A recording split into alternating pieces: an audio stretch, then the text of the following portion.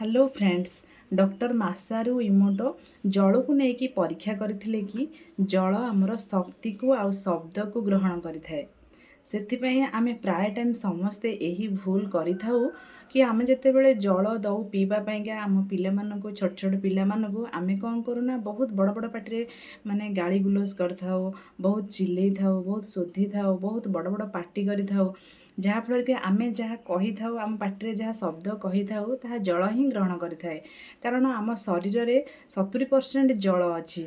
सेथिपई आमर एही जल हम पिला माने पीले तांको देहकु से स्ट्रेसटा ही जाई थाए हेरी। सेथिपई आमे एबेठारु मने रखिबा कि आमे जेतेबेले पिलामानंकु जल दऊ पीवा पाई सेतेबेले आमे कौन कहबा, सेतेबेले आमे एमती जल को चाहिबा, आमे एमती पानी को चाहिकी कहबा कि एही पानी तुमको शांति एवं सद्बुद्धि देउ, एही पानी तुमको शांति एवं सद्बुद्धि देउ, एमती कहिकी पिलामानंकु पानी दबा पीवा पाई।